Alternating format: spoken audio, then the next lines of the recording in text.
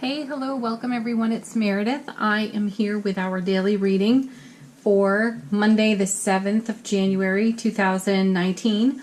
We are using Bonefire Tarot today. We haven't seen Bonefire in a while. I felt like it was time, and I'm sure my friend Kate has been missing the deck. So Kate, this is for you.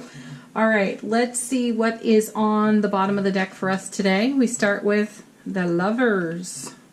Okay, so now we need more cards, don't we? You know the Lovers is a choice. Its main message, though, is to follow your heart. It indicates that there is a level of tension that we may be experiencing at this time. And that level of tension has something to do with the decision that needs making. So once it's made, the tension is off and we're feeling like we're in the flow again. The card to the left is typically the way we choose when making decisions. And the card to the right is in support of our heart's desire, what we really want to choose. Forgot to turn my phone off. Okay. There, no more disturbances. Hopefully. Okay. So, if we're making a choice today, what is our most likely course of action with that choice?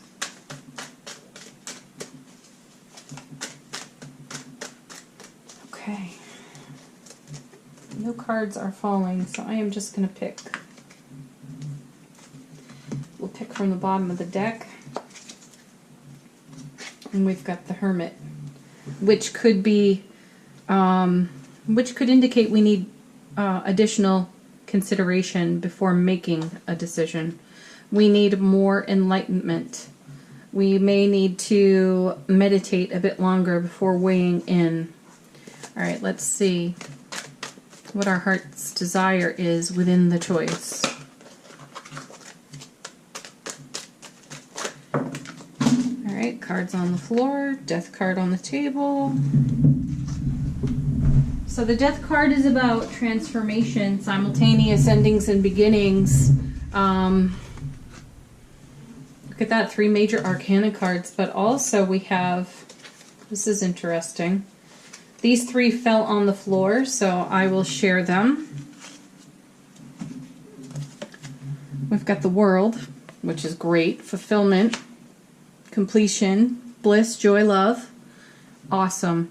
So what I'm seeing here is that we're desiring a transformation in a set of circumstances that requires us to make a decision, a choice. We really do want to follow our heart's desire, which is the Death card, but perhaps we're feeling a little tentative here because we feel the weight of what's on the Death card. But along with the Death card, we've got the World. So that's completion. It's the fulfillment of a cycle, but there's some bittersweetness on this one because those 2 cards really come together. So we may want to linger over here in meditation, prayer, seeking enlightenment, but my feeling is if we're looking at these cards with true authenticity, we already know we're going in this direction. We're just hesitating right now. And the other card that fell out was you know him and you love him. The Knight of Swords. Here he is. But, you know, sent by the World and the Death card. That's pretty intense.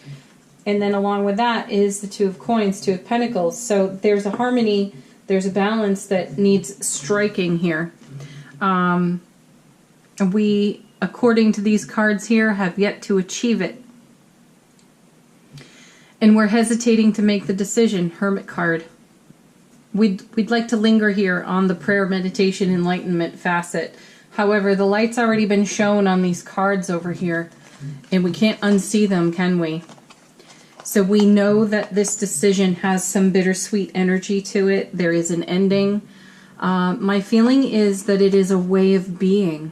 I feel super intuitive that we have become comfortable in this Death card.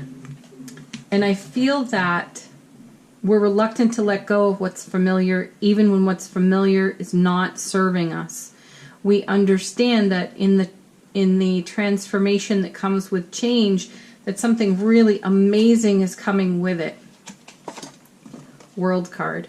But we have yet to embrace that for some reason. We're still lingering in this comfort over here.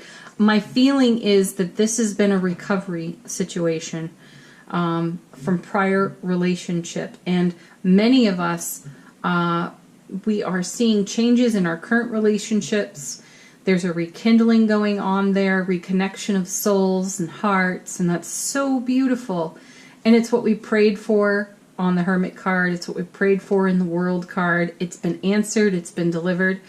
It's also been delivered to those of us who are not in a committed relationship and who thought perhaps we wouldn't be again, and now we're considering it. This is where that bittersweet comes from, because what's feeling so good is this soulful connection within relationship right now. This is truly the love of a lifetime, and we've sort of dragged our feet to it to some degree because recovery from prior experience was so intense. My guides and angels are here telling us, and I know this is repetition, we've had this message before, not only in the monthlies, but we've seen it in the dailies, that these relationships are not like the relationships we once knew. Everything that we have based relationship on has changed in frequency for us. So there has to be a reconciliation within the self that not only do we know how to advocate for ourselves, but we know how to advocate for our relationship. We know how to connect, to communicate in ways that we did not know before. So we are not bound to repeat what once was. And if we see shades of what once was, it's there to create some contrast and some perspective so that we can bring our life experience to it, and we can communicate with our partners. So consider that. Then we have, we've got the Knight of Swords. There's a little bit of urgency to this. And I don't mean urgency as in, oh, it's an emergency. You must act. You must do something. What I feel is that the flow of universal energy is moving along swiftly. And we're going to get caught up in striking a balance here on this too. So with the Two of Pentacles, we're seeing our goal, dream, desire take root, blossom, and start to flow in our river of life. And we need to accommodate that. And the pace is picking up. That's what I feel. So there's something going on in relationships that is escalating the energy. It's moving swiftly, and we're going to need to take action on it. That's all there is to it. So show up with your heart wide open. Follow your heart's desire. Bring the full measure of your life experience, your enlightenment, the voice of your soul self, your heart space to relationship, and go out there and explore your amazing curiosity for this process and allow yourself to be blessed by it. Okay, first card. Ace of Wands. Well, hey, creative passion right there. Divine and cosmic gift. We're never going to turn that down, are we? So the Ace of Wands, it's Aries, Leo, Sagittarius, fire energy all the way around. This card, all aces are new beginnings. They also transform. Challenge cards nearby. So some of the sting that could be on that death card is alleviated by that ace.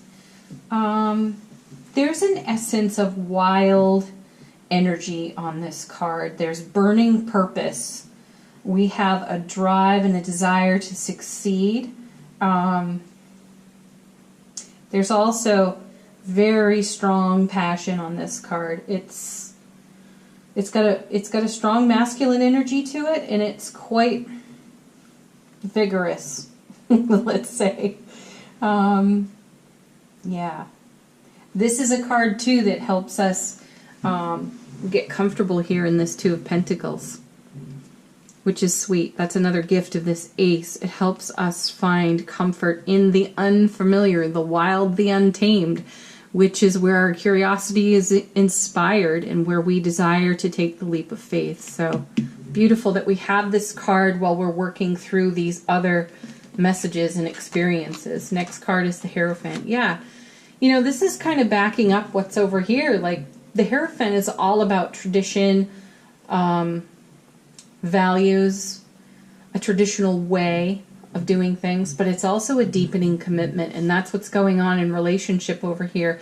And it's happening at a faster pace than maybe we anticipated, and we've got to adjust. So the Hierophant is here to assist us in that process. My feeling is that he brings stability into this wild, untamed energy offered up to us by the Ace. That's fantastic. Next card, Wheel of Fortune. There's a little bit of destiny and karma on this. So for those of you that are embarking on a new relationship, my guides and angels are very adamant about the connection between you and your love interest. And for those of you who are rekindling, your desires for one another are unlike what they once were. Again, it's the old is made new again in a better frequency. It's stable, it's reliable.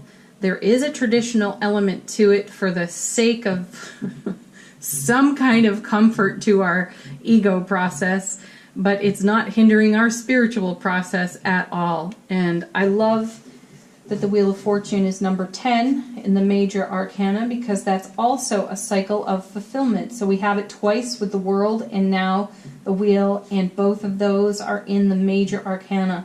So Jupiter shows up on the Wheel of Fortune, more fire energy here. And this is a yielding or a divine surrendering to this flow that's picking up speed, how the universe is delivering this to us. And we're meant to go with that flow.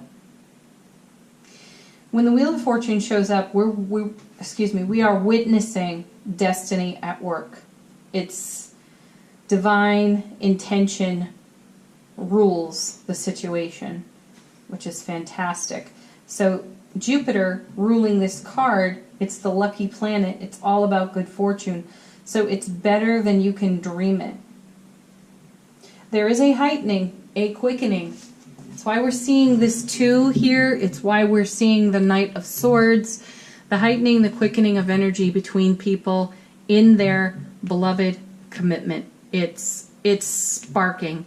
It's on fire right now. It cannot be avoided. So enjoy that, folks.